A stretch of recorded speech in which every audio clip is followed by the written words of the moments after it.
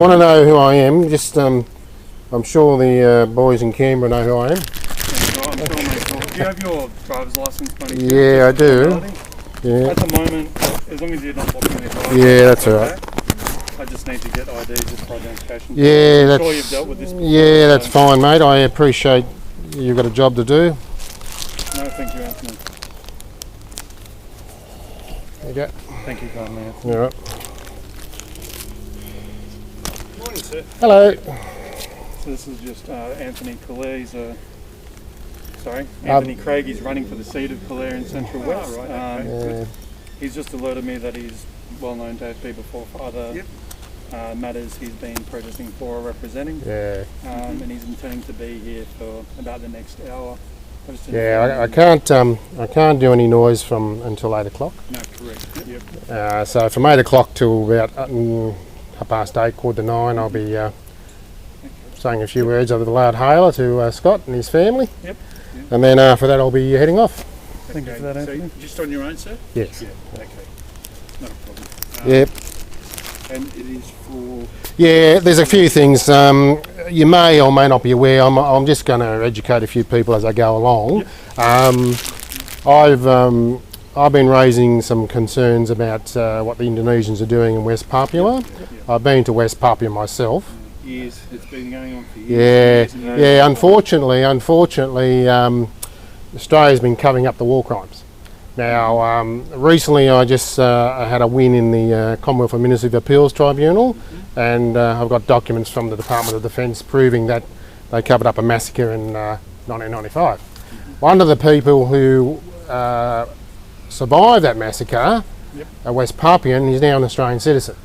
So he's still suffering the scars of torture and mental health problems. Yep. So that's one issue. The other issue is that under the Commonwealth Crimes Act, 1995, Division 268, war crimes, crimes against humanity and genocide is illegal in Australia. You can't do it. Australian government's doing it. That's the illegal politicians and also some of the bureaucrats who think they're above the law. Okay, so I'll be here today to raise a few issues, and I'm sure Scott's aware of me because I did it to him down in Canberra at his lovely residence down there one morning. Okay. Yep. So so once I finish what I've got to say, then I'll be off. Yep. Okay.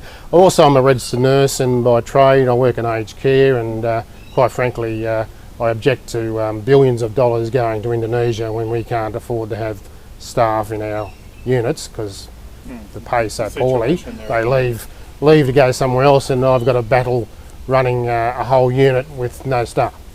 Okay. So they're the things I'm going to be raising today. So so I appreciate you. You're obviously very conscious of the. I'm well aware of the law. The noise factor. The noise factor, and as I said, I won't be making any noise until 8 o'clock, and I'll be directing the megaphone that direction. And if it bounces off the walls, not much I can do about it. But I've checked the ordinance of the local council, and it appears that from 8 o'clock you can make a bit of noise, but nothing before then. Okay, no, that's fine, sir. And respectful of the circumstances in the area, that's fine. Yeah. Not a problem. That's your right. Absolutely. Yeah, well, until we no longer have a right to protest, that's what I'm doing, my legal and democratic right to peaceful protest in a democracy. Yes, of course. Absolutely. All right, well, no worries. Well, any problems, please let me know, but otherwise, hopefully it won't be too much of inconvenience. No, I've got his details here. No, thanks for being so easy to communicate. It's okay. And I'll also be wearing a body camera, and everything I do is be covered anyway. All right, thanks again. Have a lovely day. No worries, all the best. Bye.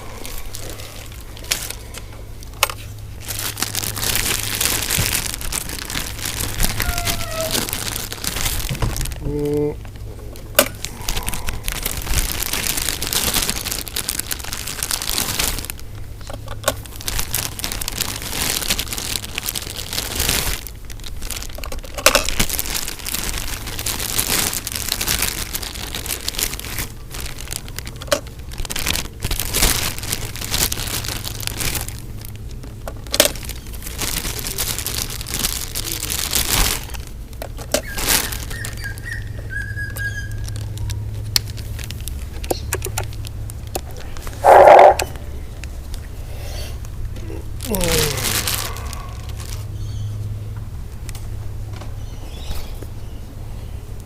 just going to take a photo of the display, Anthony. Yeah, that's fine. Yeah, send it down to the boys. Yeah, exactly. You know, you're probably well aware of how it all goes now. Yeah, mate. Yeah. So I got nothing to hide, but the Prime Minister's got plenty. Like I said, you're well within your rights to be doing it. Yeah, no, that's all right. Good. All the best. Thank you. Good morning, everyone. Anthony Craig calling. I'm outside the Prime Minister's residence at Kirribili House, North Sydney. Today is Saturday, and I'm here to raise awareness of a number of issues. The issues I want to raise today is, of course, the ongoing slaughter of West Papuans in West Papua by the Indonesian military, a military that we fund and train, and also the police, which we again fund and train. I have got documentation now at the Ministry of Appeals Tribunal. I had a win there, and I've got documents that a massacre was covered up by the Department of Defence, Australian Department of Defence, for Indonesia. Now, I've got the documents, and I intend to raise that as an election issue as well. Under the Australian Commonwealth Criminal Code, 1995, Division 268, war crimes, crimes against humanity and genocide is illegal. So you can't, not only can you can't do that, but you can't cover it up. It's called aiding and abetting, and it's also a Commonwealth crime to aid and abet a criminal offence, murder, rape, torture. Also, we have signed a number of UN conventions in regards to torture and genocide, and the Geneva Conventions.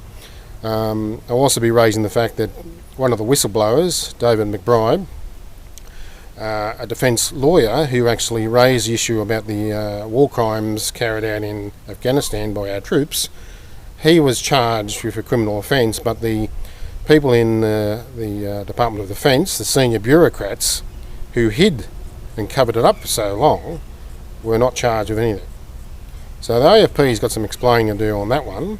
Also, the AFP has some explaining to do on the fact that they lied to the Senate committee in relation to the Balibo fire murder investigation. I've got letters at home from the Australian Federal Police Assistant Commissioner stating that the Indonesians wouldn't cooperate, yet the AFP Commissioner in the Senate hearing, which I've got the transcript, turned around and said there was no blockage and no problems with the Indonesians dealing with this matter. However, there was never any extradition of the prime suspect by the Australian Federal Police or the Australian Government under our extradition treaty with the Indonesians, and the prime suspect, which most police services would know that you would interview, was never interviewed.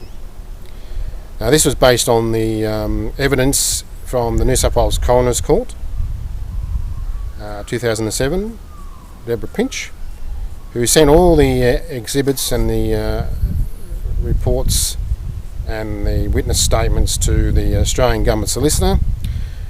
Both the Australian Government Solicitor, the Attorney General's Office, refusing to release the reports for the relatives, and especially Shirley Shackleton, my friend, whose husband Greg Shackleton was murdered by the Indonesians in Balibo, 16th of October 1975. So today I'm raising those issues with Scott Morrison. Also, Scott visited the West Papuan refugee camps, which I also visited, and back in 2009, Scott and his ALP mate Jason Clare made certain promises and undertakings to the West Papuans that they be resettled in Queensland. Now, I have the Alan Jones transcript of a radio interview he had with Scott Morrison, which confirms he did visit the camps. I also have letters from the camp committee stating that Scott Morrison and Jason Clare did visit the camps and made certain promises. They're still waiting for the visas to come to Australia. So I'll be raising that issue with Scott today as well.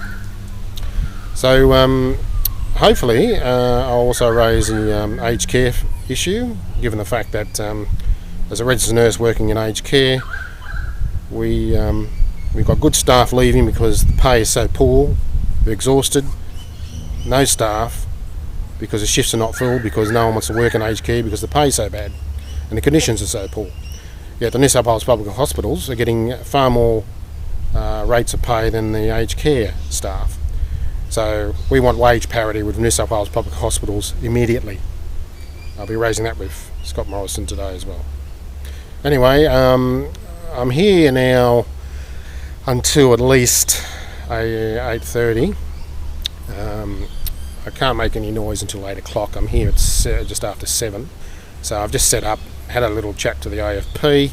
They're well aware of what I'm doing, and I've done this before, and I've also raised these issues before down in Canberra. So while we still have a right to peaceful protest in a democracy, I'll still be doing that. And I'm hoping that I'll be able to run for the seat of Calare again as an independent. Last time in 2016 I ran as an independent on the aged care ticket, and I was told by the local current minister, Andrew G, that aged care is getting plenty of money and what's your problem? And this was before the Aged Care Royal Commission and before the current crisis in aged care due to lack of staff and various other things. So the aged care is not getting plenty of money. We're giving far too much money to Indonesia, billions of dollars in taxes to Indonesia, but we can't look after our own people, our own senior citizens that pay their taxes all their life. There's something seriously wrong here, and I'll be certainly raising that with the Prime Minister today, and with his family, regardless of whether he's there or not. I'm pretty sure he probably is, but we'll see how we go. Anyway, I hope that we can do some good, because there's far too many people suffering because of Australian government policies, and many are illegal and many are not challenged because the AFP are really a protection racket for the current government of the day. If you look at their actions, and there's a lot of evidence in their actions, and it's on the public record, they have some serious concerns about what they've been doing as well. We don't have a National Integrity Commission. We have nowhere to go in regards to complaints. The Commonwealth Ombudsman, unfortunately, they just listen to whatever the AFP tells them, and if they say that, you know, we're doing the right thing, then they basically just write a letter saying, well, we've asked the AFP and they say they're doing the right thing, so go away. So that's the problem we have with our democracy and our bureaucracy today, is they just do whatever they like, and they just make up stories and BS, and you're back to square one. So anyway, I've got some evidence, and I'll be pushing it up right up until the election. And if the Australian public want to keep voting these criminals in, and also the opposition's not much better, they've got some questions to answer too about the Balibo 5, especially Kevin Rudd and his actions. Publicly he states one thing, and behind the scenes he does another, because we want to know why his government black banned the prime suspects from ever entering Australia. Very, very interesting stuff, and it's on the public record. So it's very interesting that they, government departments are refusing to give access to the actual legal brief and the evidence, so we can have an independent review of the whole thing. And there's a reason for that, is because they'll be all hanged and drawn and quartered, and most of them will be in jail. So anyway, we'll see how we go, and hopefully we'll get some mileage out of this, and also the Australian public will understand what's happening. Okay, I'm just going to put this camera back on my front of my shirt, and we'll go from there.